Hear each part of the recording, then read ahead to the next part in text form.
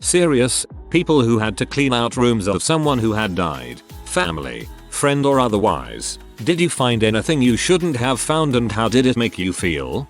My grandma's house had money everywhere. Every purse had at least $100 cash. Suitcases had a few hundred more. Every coffee can or other container in her kitchen had rolls of money. There were even bags of frozen veggies in the freezer that had been split open and money hidden inside. And her bank accounts, thousands upon thousands of dollars. No one had any idea. She lived so simply and never spent a dime on anything unnecessary. I'm sure her financial paranoia was due to growing up in the Great Depression. It made for the best scavenger hunt ever, though.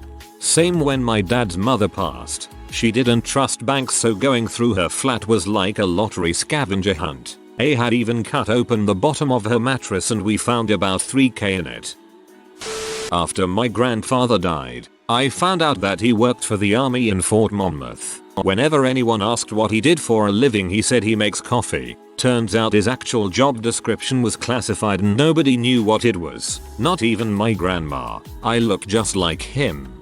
If I had to guess, it had to do with cryptographic equipment. Fort Monmouth is where all of our crypto equipment would be sent when it needed repairs.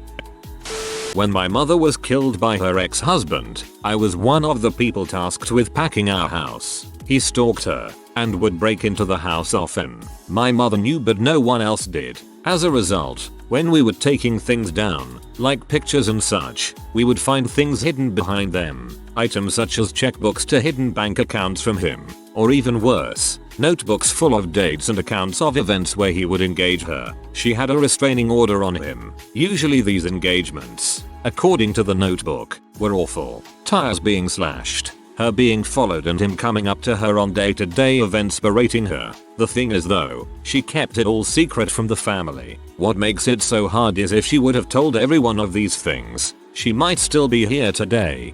I hope that was used as evidence against that bastard and that he's serving life without chance of parole. When my great-grandma passed away, we were cleaning out our house and we found all these liquor bottles that were full of water from 40 years ago when my dad and my uncles had drank all her booze and replaced it with water. LOL.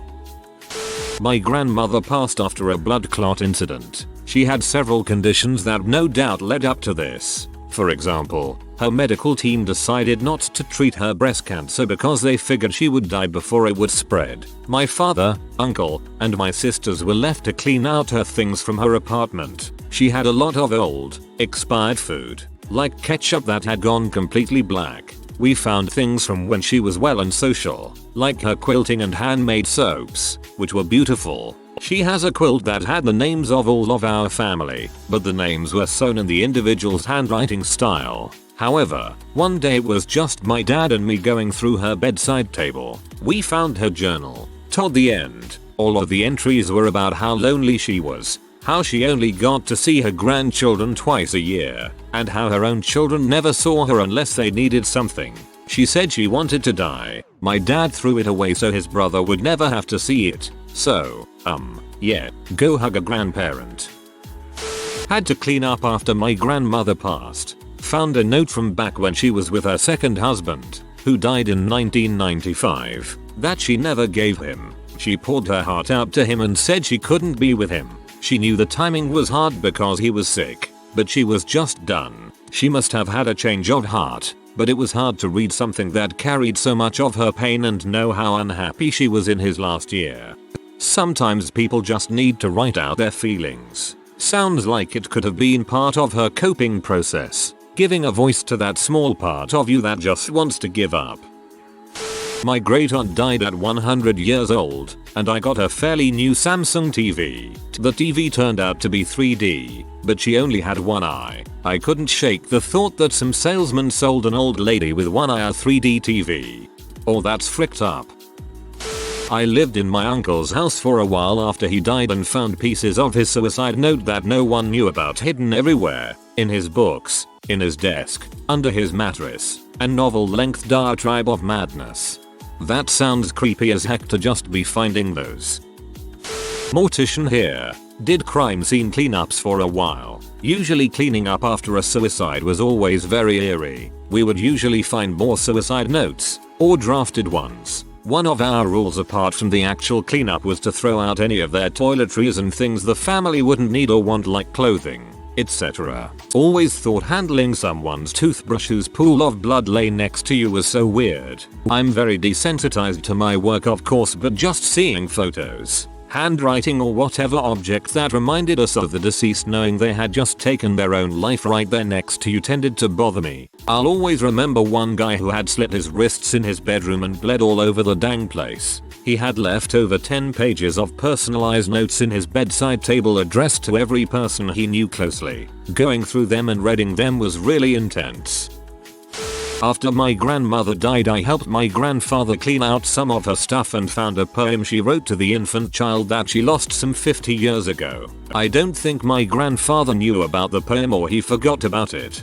That's terribly sad. The blood stains or crap stains everywhere after my dad died from alcohol abuse. I don't know what it was exactly, but I guess I'd expected they'd clean up a little bit when they took the body or warn us to call people ahead of time. They didn't prepare us. I went in first to open doors and windows because I was prepared for the smell of death. Just not the signs of him slipping and falling as he tried to get to his cell phone, eventually to be found face down 2 feet away from it. On a lighter note, my dad had a lot of boxes of photos of my sister and I, and a lot of his childhood stuff. My dad never was the type to have possessions other than a few outfits and coffee mugs. Finding those boxes of things I'd never seen or known he had copies of was heartwarming. I'd have figured he'd tossed them long ago. I know he loved us, but he was never an outwardly sentimental man, so it took me by surprise.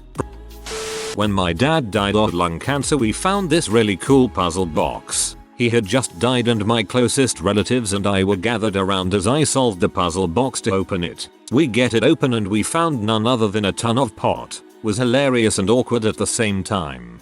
But even better than that, I found my 2 siblings he hid from the family for years. We're actually all currently sitting on the couch together. So, thanks you old hippie. R.I.P. After my uncle hung himself in his garage, my brother and I found a book on knot tying on top of a stack of books. It was an extremely dark moment. When my grandfather died, we found 3 live grenades in his closet, hundreds and hundreds of firearms, and a crate of C4 in the garage. Although I don't think he was trying to hide any of that stuff. After my grandmother passed away, I was helping clear her flat. She was apparently 87 when she died, but we also had suspicions that she was older. She had grown up in Nazi Germany and crossed the Berlin Wall as a Russian spy and then gave herself in. We had a lot of questions that she never answered. Then I found a cupboard full of notebooks. They were detailed diaries and gave a lot of answers. My mum was heartbroken though when she found the date of her birth. It only said it was born today, and then a week later said it has been named by my mother-in-law. This one is actually kind of heartwarming. My dad was a pretty reserved guy. While I knew in my heart he would lay down and die for me without a moment's hesitation, he never said I love you or I'm proud of you or anything like that. It's just who he was. After he died of cancer, we went to his office to clear it out. I'd never really been in his actual office since. On the rare occasions I'd see him at work, he'd usually meet me at reception. Well, when we went in there, it was practically a shrine to me and my sister. Every certificate, photo, newspaper clipping, program, etc. was hung up on the walls of his office. A number of people came by to pay their respects as we were clearing things out, and again, I heard he was so proud of you. I've heard so many things about you. It's nice to meet you in person. You were so special to your father. He spoke the world of you. Honestly, you could have knocked me over with a feather. Definitely one of the more bittersweet moments in my life. R.I.P. Dad. Miss you. Edit. Thank you so much for the upvotes and the Reddit Gold X2. And thank you even more for sharing all your kind words and your stories. And, for those of you blessed enough to still have them, go hug your parents right now. When my great-grandpa died, we had to wear surgical masks to clean his house out because he chain-smoked big fat cigars for decades. The smell was ridiculous. At one point, my uncle came running out of the house with a box screaming I found his skin flicks. And later on, my cousin came out of the house with a light-up Christmas reindeer under his arm and a very serious look on his face. Someone asked him what he was doing, and without breaking stride or changing his expression, he said, "I want this." My best friend was killed in a car accident when he was 15. I was like another son to his parents, and a few weeks after his death, his mother asked me to come over to help go through his things, mainly because we basically treated our clothes as one gigantic wardrobe and half the stuff in his closet was mine, including the shirt he was wearing when he was killed. When we first went into his room, his mom said to me, "You have 10 minutes to remove anything you don't want me to see," and she handed me a duffel bag. I shut the door behind me, pulled out his sock drawer and took out the dime bag I had stashed there. Then I lifted his mattress and grabbed the 2 Penthouse magazines and the video my brother gave us. I zipped up the bag and opened the door. Together we went through his stuff, me grabbing my clothes and her giving me his clothes that she knew I wore all of the time. After a few minutes, I decided to play some music. I turned on his stereo and hit play on the cassette player, and Journey's Faithfully starts playing. After a few seconds, dubbed over the song, is my friend's voice, saying mushy things to this girl he's been crushing on since 8th grade. I listened for a minute, then I just burst out laughing. That crap was so corny that I couldn't help it. Once I started laughing, his mom starts laughing and crying at the same time. It was the first time she had laughed since the accident, and later she said it was a turning point for her in her grieving process. To me, it was my best friend just being goofy over some girl. I still think about him almost every day even though it's been 31 years. Was wondering how far back this was when you mentioned Penthouse mags. My husband and I cleaned out my grandma's house after she passed. She was a big time hoarder, but luckily of the pack rat variety, so everything was neatly packed away in thousands of boxes and drawers. It took us nearly 3 weeks to get everything out of the house, and we found so many things that I had never knew my grandma had done. She built a boat with her first fiance prior to marrying my grandpa. She traveled the world making friends with some of the most interesting people, like a legit member of African royalty whom she had a long-lived pen pal friendship. Among the cool memories, we found beautiful jewelry, dresses that she had kept for us as gifts that we never received. I also found out that my dad had been a baby model for Sears through the newspaper clippings she kept. It was an emotional, wild ride for those 3 weeks. Her son sold most of the non-keepsake items in a garage sale and made nearly $4,000. All things priced under $5, so you can imagine how much stuff she had accumulated throughout the years. She was the coolest, spunkiest grandma, and I miss her every day, but I am glad I got to learn so much more about her through her collections, or junk as my dad would call it. My grandma died when I was 16 after getting cancer for the 3rd time. My granddad moved into a smaller apartment and my cousins and I helped to clean out their house. A side note, there are 9 of us, aged at the time from 12 to 26. In the house, we found more than 20 wrapped presents and envelopes of money, addressed to all of us. They were for the big occasions that she knew she wouldn't live to see us have. Before she had died, she had organized 21st birthday presents for those of us who weren't yet 21, engagement presents, and wedding presents, each with a card written by hand. I remember being so overwhelmed with emotion. She was an incredible woman who loved her family dearly and wanted to celebrate her grandchildren, even if she couldn't be there herself.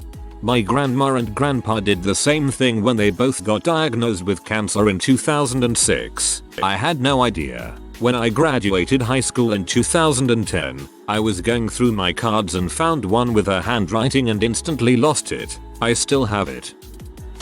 My great uncle was a loving man. He and my great aunt owned a couple horses, and every morning he would open the window and call to them. In horse speak, of course, they would always answer back. They lived in Casper, Wyoming. Back in the 50s, he had worked in the oil fields and came home filthy with it every day. My great uncle loved people. When the space station Mir was about to burn up and re-enter, he had all the neighborhood over to his place to watch it one last time. He had a small Christmas tree in his living room, year round, upon which he hung pictures of friends he was currently praying for. If you met the man, you could not leave without him giving you a Susan B. Anthony quarter and a bouquet, which was to remind you to be tough, but always say your prayers. This isn't one of those we tied an onion to our belts, as was the style at the time things. He meant it with all the love he had to give. which was a lot. I was about 8 and pretty clueless, but my great uncle Gordon showed me and my sister something that kept both of our attention.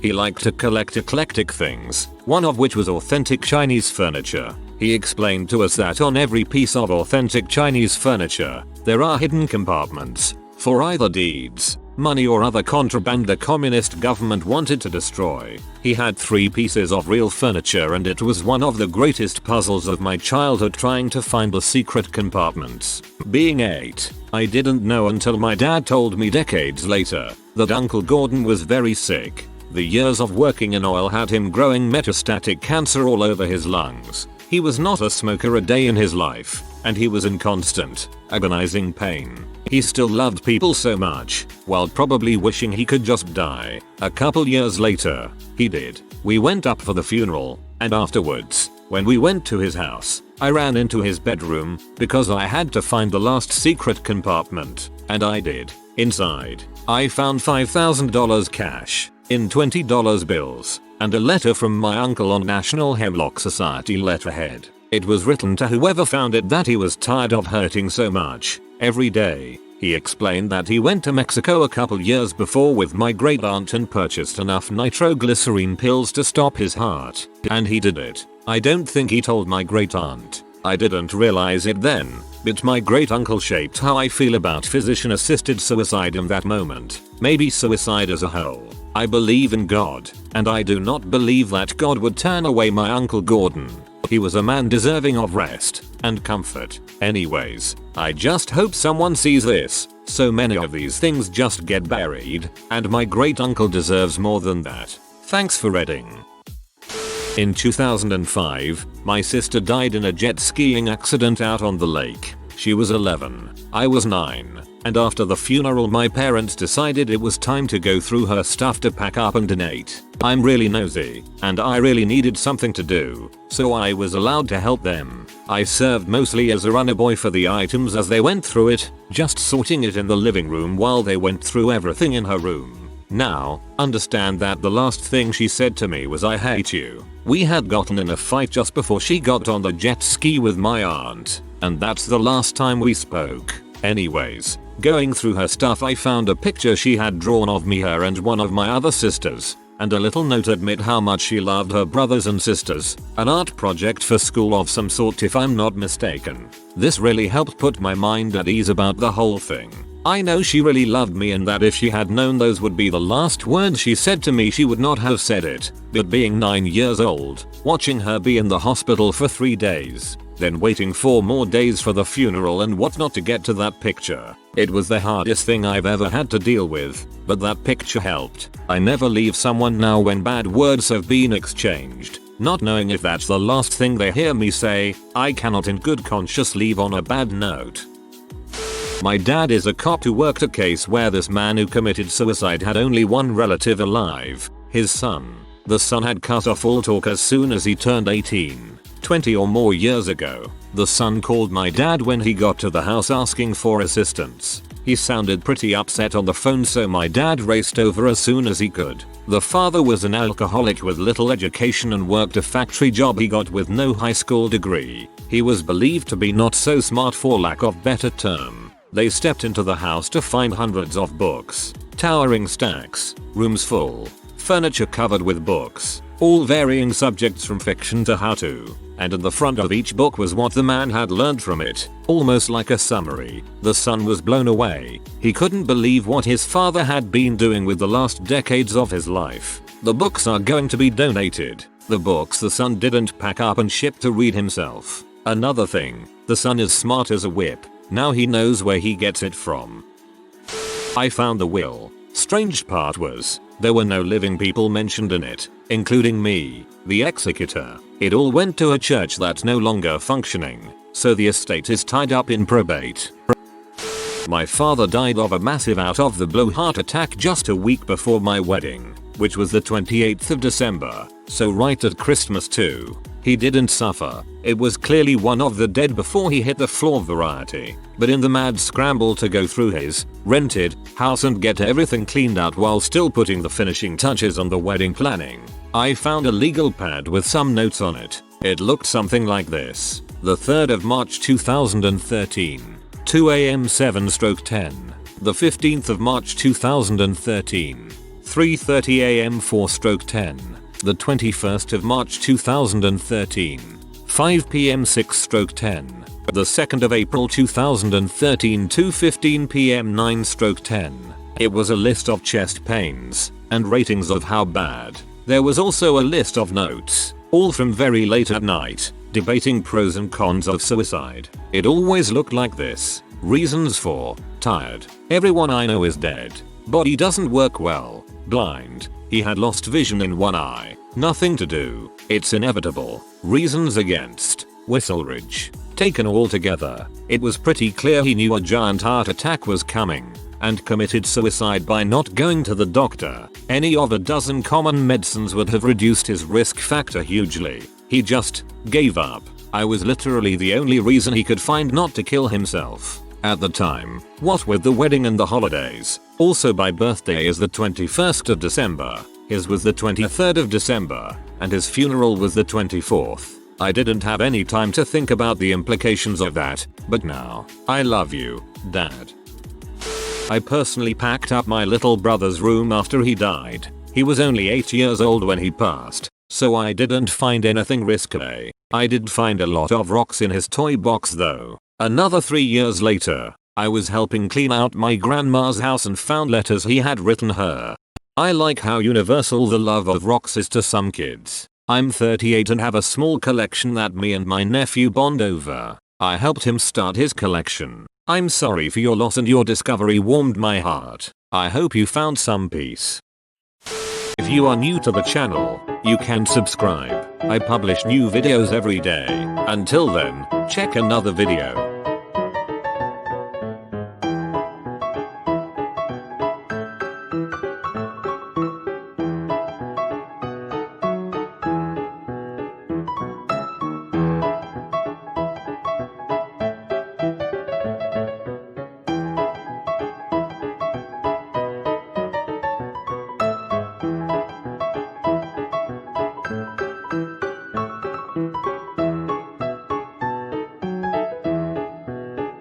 Bye for now.